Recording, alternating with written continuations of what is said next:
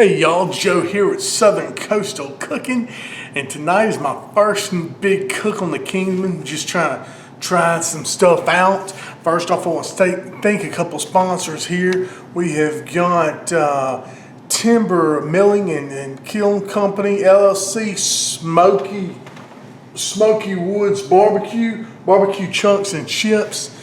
And what they do is they basically take the wood, they cut up, they dry it in the big kiln, and they either cut up, they do a lot of wood chips, chunks, and what they're doing for me now, hopefully, is some more. I've got some samples of these wood, just see these little small, I call them small logs, but splits, whatever you want, an 8-inch split. These work perfectly in my Yoder out there because, especially for adding the wood about once an hour or so, because these are so dry, they burn right away. So I can start the fire with some traditional wood if I want to, like some pecan or hickory, and then I can add some of these. These particular ones are oak splits. That's what they have right now. They're going to move on to get some other stuff. Secondly, guys, really like to thank Heritage Farms, Cheshire pork. The ultimate stuff right here. Y'all seen me do videos with their pork in the past. This stuff is unbelievable. I mean, it's minimally processed, all natural pork. It's from the Cheshire pig.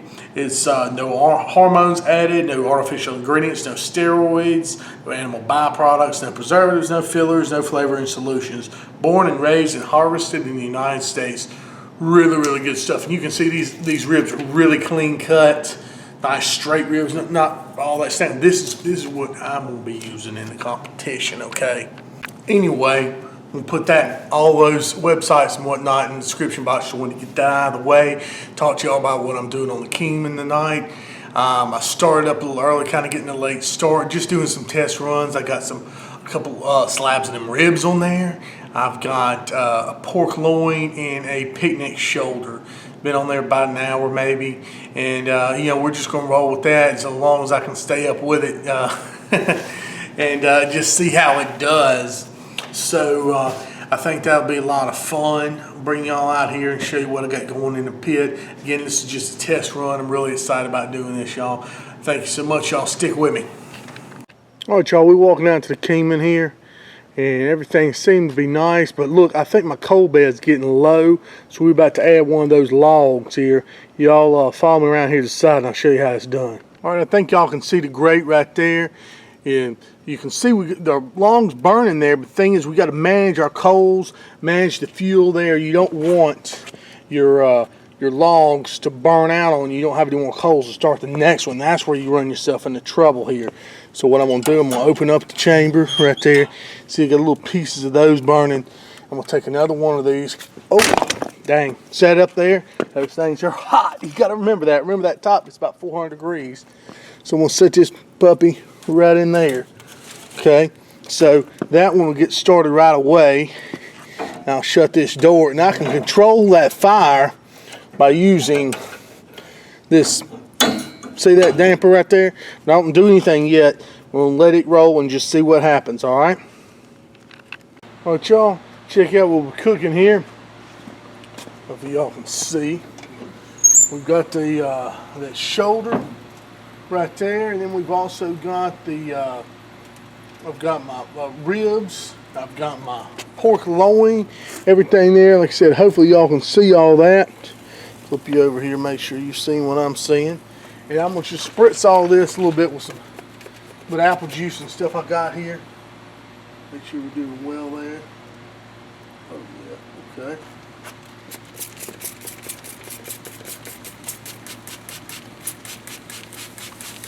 Do a little bit of spritz, a little apple juice, and a little bit of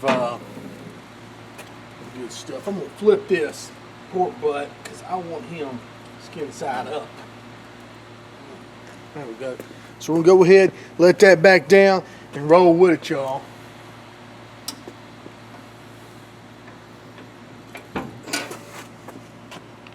There y'all, I'm moving an office chair out here. So now it's 11:09. It's been about another hour or so, so we're going to spritz them again. And I've just been sitting out here, man. That was amazing to me how this thing will hold temperature. I got the grill eye hooked up over there, and it's just, you know, just right there at 225. Right when you add log, it'll jump up sometimes almost to 250 when that log catches. But then, I mean, after just a couple minutes, it goes down to 225. It's really, really nice. You know, as opposed to like some stuff I've experienced maybe with Kamados and stuff like that, you know, to where they'll get really, really high and you're trying to bring the temperature back down. So this is a really cool experience for me. I guess I'm going to spritz them again. And, you know, we'll just continue on with the cook, guys. Alright, y'all, here we go. I'm going to give it a little spritz. Let's see here how everything's looking. Oh, forgot to put this pin in over here. Locks this thing shut. I don't know if you're supposed to. Gotta have this in or what. Come with it, so I'll use it. Woo, yes, sir. Look at that now. That's what I'm talking about. So we're going to give everything a spritz. Apple juice, apple cider vinegar stuff. 142 on this pork loin. That's about done, y'all. Get about 10 minutes or so. I'm gonna be rolling. Got my ribs over there looking good. Might get a little more of that red rub, throw on the ribs. And y'all, I think we'd be good. Oh yeah, let them roll. I'll pull y'all in here so you can see what we're looking at right now. Like I said, it's about 2 hours in, okay? Add a little bit more of that, the pig's blanket red rub. Hey guys, alright, we just pulled the pork loin at about 150 degrees. I'm sorry I missed that on video, but it was absolutely delicious. That's the first thing to be done. It's 12 o'clock now. When y'all start all this stuff about 9. Ribs still have about 10 degrees or so to go, but really, really good, y'all. Excellent pork loin. I mean, couldn't have any complaints. Hey guys, alright, so we've done the pork loin. The pork loin was a success, I will say. You know, nice and juicy and everything. I've got my buddy Jonathan here. You've seen him before on the rib video. He's the pro here. He's just trying to help me out. So what we're going to do, we're going to check the ribs. Now on the ribs, again, we're just testing out the Kingsman. We're not, you know, no competition stuff here really. We just rolled them up with a little foil, a little bit of butter, used the parquet, and a little bit of my spritz, which is, I use apple cider vinegar, and I take the concentrated apple juice, the cheap stuff, 99-cent stuff, and just melt it down, mix it 50-50 with the concentrated apple cider vinegar. So we're going to check this out and just see what we're dealing with as far as the ribs. They've been going, how long you say, about an hour or so? Yeah. Let's look here. Wrapped up. Wow, we got a lot of moisture in there. It's so humid. Oh, humid. I don't know what you call it out here tonight, but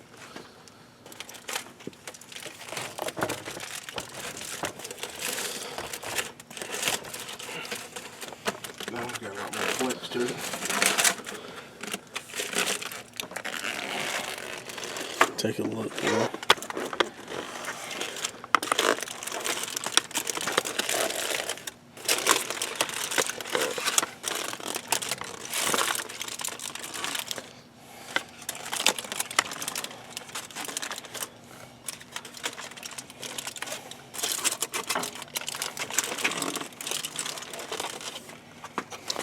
Basically what we're looking for is see if they're tender enough to put back on the grill and sauce. Let's do those tongs.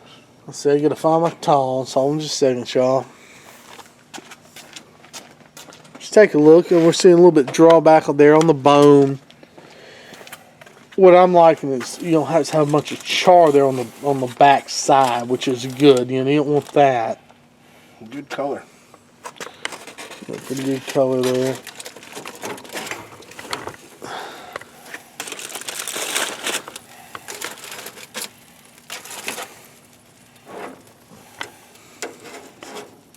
Can you see that? What you think? Good to be unwrapped? I believe so. All right, so we're going to unwrap them. We'll let them just air out just for a minute, and then we're going to put a little bit of sauce on them, okay, guys? Okay. All right, guys, look at this rib right here, okay? See how we're getting a little the bones protruding a little bit? They're on the sides that we want to see. And one thing that Jonathan was saying, he said, see this? It's almost like, I want to call it a decal, like you do on the brisket or something like that there on the side. He said in the competition, we'd actually trim it down just a little bit.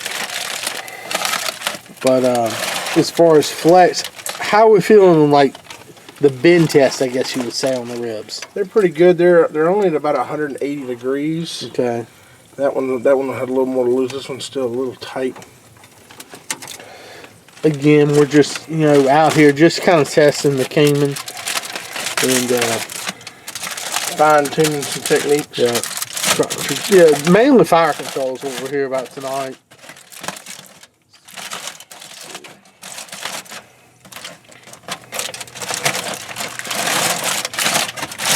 I double wrap this one. One thing I heard Malcolm Reed was talking about, he said to, it's got a little more crust there. It's like a little higher.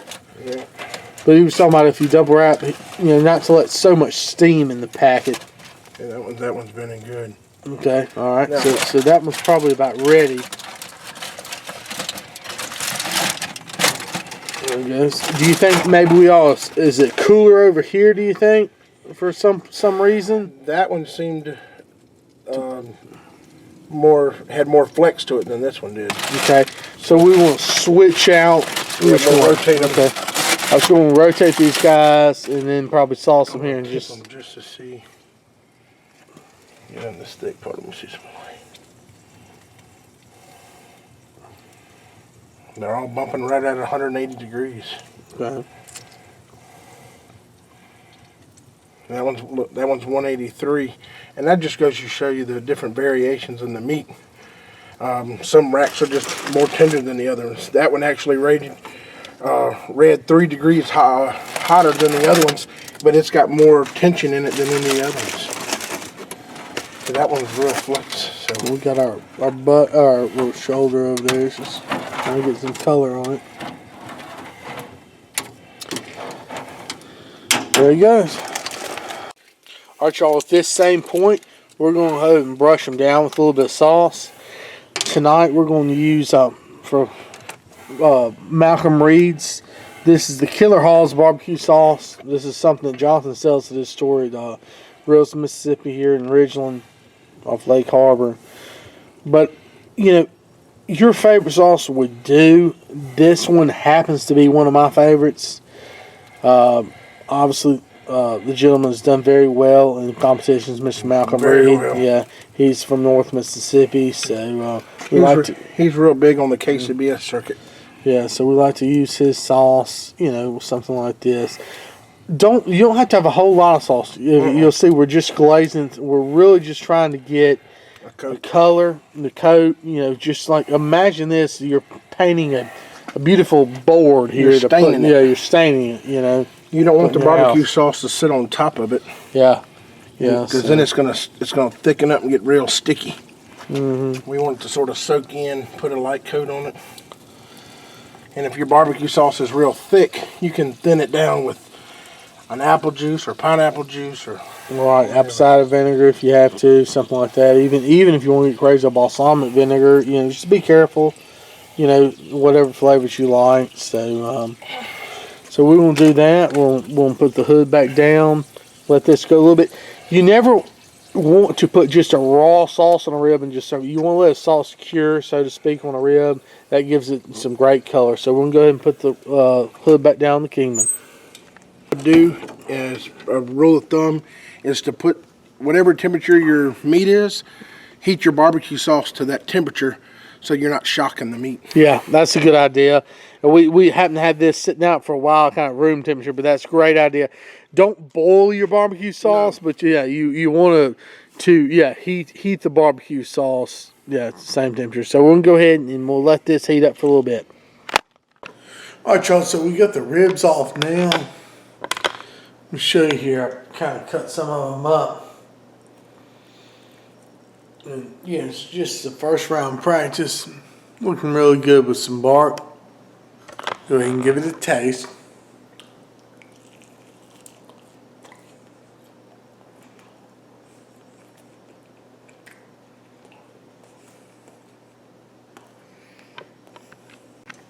Oh, that is fantastic. Awesome, awesome taste. The bark and everything else on these ribs is delicious. Yeah, for sure. I'm going to have to keep experimenting with this Kingman. Appreciate y'all. Like I said, just doing some practice here with the ribs. Yeah, pork loin still going. The pork loin, the pork and butt is still going. And that pork loin was awesome. So thank y'all so much. Hey y'all, sorry about the last excerpt with the ribs there, man. Y'all gotta understand that was 4:30 in the morning. I was dead tired, about falling asleep on my feet. I've got to learn with this cooker. I mean, you just got to start earlier or do it during the day. I think the ideal thing would probably to wake up 5 in the morning and then start doing it throughout the day. The all night thing starting at 8, 9 o'clock. Whew, that's a bear. Anyway, I'm gonna show you the pork shoulder. What I did is I pulled it off when I went to bed and wrapped it, and looks great. Let's pull into it and just see what we're looking at here. Of course, you got that skin there on top. I'm gonna have to pull that back. Oh wow! Look at this though. Look at that meat, y'all. That was delicious. Smoke ring, still piping hot. Let's just give this a try. There.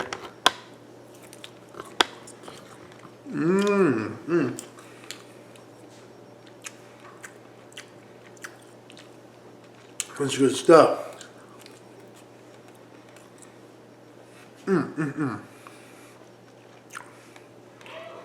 That's beautiful pork there. Really nice. Hey y'all. Anyway, I'm gonna go ahead and give y'all my first initial impressions of the Kingman from what I learned so far. Taste, profiles and stuff like that on the food too. First off, you've got to the main issue.